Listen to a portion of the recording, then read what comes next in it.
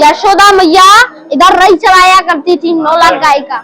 छत काली पड़ रही है, यशोदा मैया दूध गर्म करती थी 9 लाख गाय का जब हो गया। मैंने खम्मा बताया कितने पड़ रहे हैं। कृष्ण भगवान मक्खन खाया करते थे, आधा मक्खन खाया करते थे, आधा मक्खन हमें दिखा रहे हैं, यहाँ की ऐसी ऐसी अद्भुत जानकारी दे रहे हैं जो जानकारी शायद कोई हमें नहीं दे सकता। आज भी ये वृक्ष जो आपने देखा, ये 5500 वर्ष पुराना वृक्ष है। इस स्थान की क्या विशेषता है? ये है साक्षी गोपाल भगवान का मंदिर है। गरीब ब्राह्मण, एक ब्राह्मण अपना पुत्री का शादी किया था। अमीर ब्राह्मण पैसे वाला था, पैसे वाला पिताजी, लड़के का पिताजी बोले हम शादी नहीं।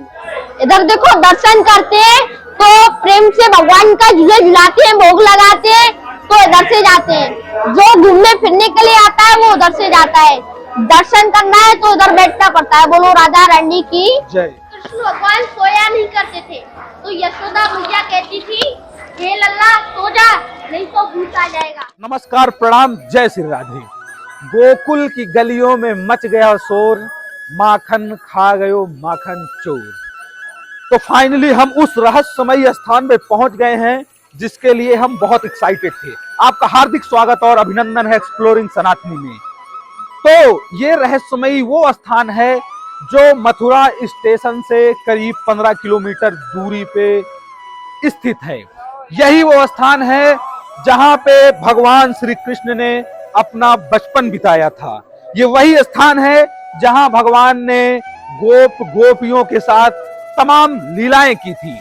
बताया जाता है कि सनातन संस्कृति में श्रीधाम, वृंदावन और मथुरा में प्रमुख वो स्थान है जहां भगवान से जुड़ी हुई चीजें आज भी उपलब्ध हैं। और हम उस विशेष स्थान पे पहुंच गए हैं जहां आज भी भगवान के जन्म से, भगवान की लीलाओं से जुड़ी हुई तमाम चीजें उपलब्ध हैं। जैसा कि हम पहुंच चुके हैं गोकुल में, उस स्थान पे जहां भगवान का बचपना बीता था। यहाँ भगवान से जुड़ी हुई समस्त चीजें आज भी उपलब्ध हैं। यहाँ के हमारे साथ यहाँ के निवासी जो कि यहाँ के लोकल के रहने वाले हैं, हमारे साथ ये बालक हमारे साथ उपलब्ध है। ये हमें समस्त जानकारी प्रदान कराएंगे, यहाँ के बारे में एक एक चीजों से अवगत कराएंगे, क्योंकि ब्रज का एक बच्चा भगवान श्री कृष्ण से जुड़ी हुई चीजों को जानता है। और इसी के माध्यम से आप देखिए कि सनातन संस्कृति में रहने वाले प्रत्येक बच्चों को अपने धर्म के प्रति जानना चाहिए। तो आपका क्या नाम है? इनका नाम है कृष्णा, और कृष्णा जी हमें यहाँ भगवान से जुड़ी हुई समस्त चीजों से अवगत कराएंगे, यहाँ के बारे में दिखाएंगे, यहाँ के बारे में बताएंगे। ये रास्ता देख रहे हो, इसको बोलते हैं वासुदेव चोर रास्ता, क्योंकि रात्रि के 12 बजे वासुदेव जी यमुना पार करके इसी रास्ते से ले गए थे। देखिए गोकुल आए। बोलो राधा रानी की जय। ये देखो पारस पीपल का वृक्ष है। रात्रि के महीने में इधर 5 तरह का फूल और 1 तरह का फल आता है। भगवान गाय चलाकर आते थे तो इधर ही विश्राम किया करते थे। जब से ये है ना, इसमें 5 तरह का फूल और 1 तरह का फल होता है। कृष्ण भगवान जब जाने लगे तो ये पेड़ कहने लगा हे प्रभु, रोने लगा, कहने लगा हे प्रभु आप चले जाओगे तो आने वाले कलयुग में ऐसा कोई भी प्राणी नहीं होगा वो मेरी पूजा करेगा। पेड़ को वरदान दिया फलों और फूलों। आज भी ये 5 तरह का फूल और 1 तरह का फल होता है। बोलो राधा रानी की जय। आ जाओ। कृष्णा जी हमें दिखा रहे हैं, यहाँ की ऐसी ऐसी अद्भुत जानकारी दे रहे हैं जो जानकारी शायद कोई हमें नहीं दे सकता। आज भी ये वृक्ष जो आपने देखा, ये 5500 वर्ष पुराना वृक्ष है जो है। और अब हमें देखिए कहाँ लेके चल रहे हैं, हम बहुत एक्साइटेड हैं जानने के लिए। देखो शंकर भगवान है सामने, आप भूमि देख रहे हो, उस भूमि पे बैठ के 3 दिन और 3 रात्रि बैठ के तपस्या कीजिएगा। बोर्ड को दिखाओ पहले। आप बोर्ड को दिखाइए, हम कैमरामैन से निवेदन करेंगे वो बोर्ड को दिखावें। लिखा हुआ है पंचायती मंदिर श्रीनगर भवन 84 रजिस्ट्रेशन नंबर 201। ये शंकर तपोभूमि है। जब शंकर भगवान आए इधर दर्शन के लिए आए तो 3 दिन और 3 रात्रि बैठे। इसके लिए कृष्ण भगवान के दर्शन के लिए, पर यशोदा मैया ने उनको दर्शन नहीं कराया, इसलिए इधर सबसे बड़ा महत्व है इधर बैठने। ये शंकर तपोभूमि बोला जाता है। बोलो राधा रानी की। आप देखिए लोग बैठकर यहाँ भगवान से प्रार्थना भी कर रहे हैं। क्योंकि कृष्णा जी ने हमें बताया जैसा कि यहाँ बैठने का बहुत महत्व है। और आपने 84 खंबे का नाम सुना होगा। आज हम आपको दिखाते हैं कि वो 84 खंबे वाला मंदिर यही है। 84 खंबे ये क्यों लगाए गए? वासुदेव जी थे ना कृष्ण भगवान के पिता, और यशोदा मैया माता जी, वो कहने लगी कि हे लल्ला तू हमको 84 कोस करा। कृष्ण भगवान कहने लगे मैया मैं तो आपको करा दूंगा, आने वाले कलयुग में ऐसा कोई भी प्राणी नहीं होगा वो मुझको कराएगा। इसलिए उन्होंने एक ही रात्रि में, भगवानों के कारीगर थे विश्वकर्मा, उन्होंने एक ही रात्रि में ये खम्भे स्थापित किए। ये वाले कोने से लेके और तो लास्ट वाले कोने तक मंदिर में 84 खम्भे लगे हुए हैं। आज भी इन खम्भों की गिनती करते हो, गिनने में नहीं आते हैं, या ज्यादा हो जाते हैं कम हो जाते हैं। बोलो राधा रानी की जय। जो ब्रज 84 को यात्रा नहीं कर पाता है, गोकुल में आता है, इन खम्भों की परिक्रमा करता है, उनको ब्रज 84 को यात्रा का पुण्य मिलता है। अंदर वाला जितने भी खम्भे शिखर देखोगे, आपको सारे खम्भे कितने मिलेंगे? कृष्ण भगवान मक्खन खाया करते थे, आधा मक्खन खाया करते थे, आधा मक्खन कौन सी करते? चार खम्भे कौन से आओ? ये छत काली पड़ रही है, यशोदा मैया दूध गर्म करती थी तो गाय का जब हो गया। मैंने खम्भा बताया कितने पड़ रहे हैं। कृष्ण भगवान मक्खन खाया करते थे, आधा मक्खन खाया करते थे, आधा मक्खन कौन सी? जब कृष्ण भगवान सोया नहीं करते थे तो यशोदा मैया कहती थी हे लल्ला सो जा, नहीं तो भूत आ जाएगा।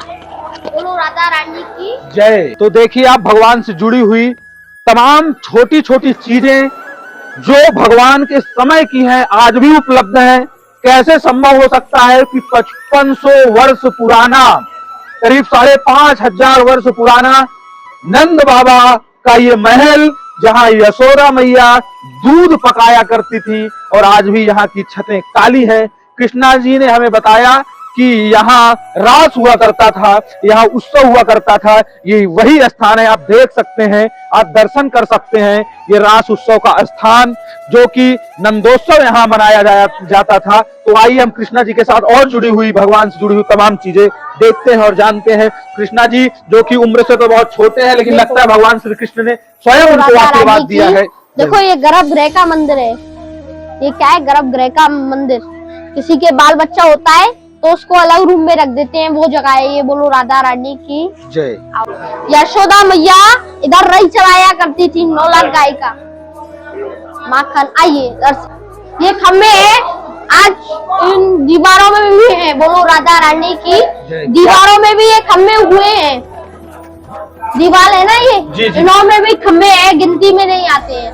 दीवार के अंदर भी खंबे हैं, लेकिन हम उनको अब गिन नहीं सकते हैं। और इन खंबों की पौराणिक ये विशेषता है कि अगर आप इन खंबों को गिनते हैं तो ये गिनने में या तो कम हो जाते हैं या ज्यादा हो जाते हैं, ये कभी इक्वल बराबर नहीं आते। और कोई भी आध्यात्मिक विज्ञान ऐसा नहीं बना है जो इन खंबों को गिन सके।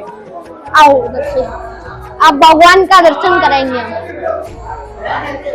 अब हम आपको भगवान का दर्शन कराएंगे।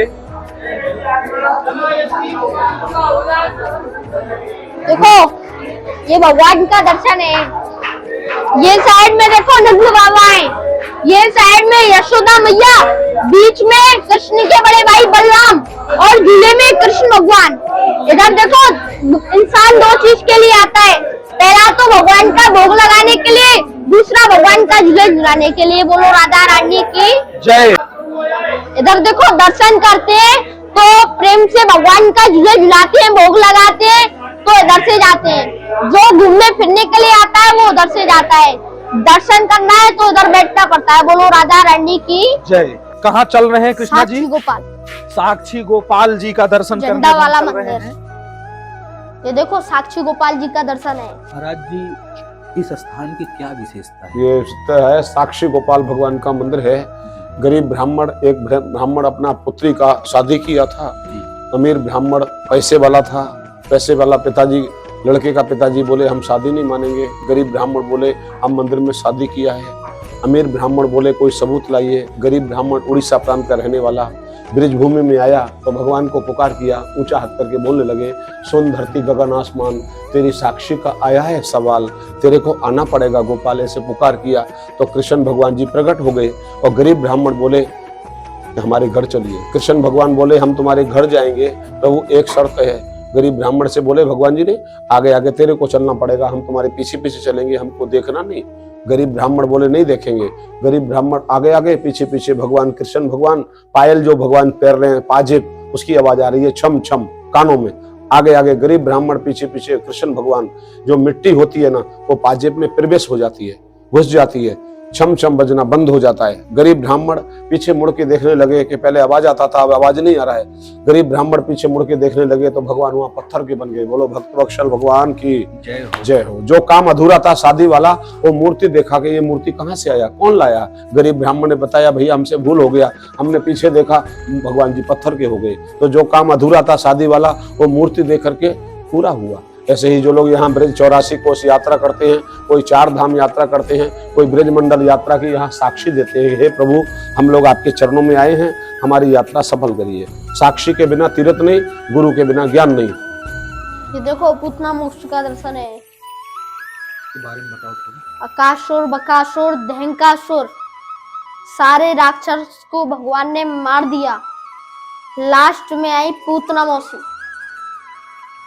तो दूध पिलाने लगी वो, तो पिया उन्होंने, पर मरे नहीं, पर अमर हो गए। पूतना मौसी मर गई पर। बोलो राधा रानी की जय। ऐसा हाथ जोड़ता।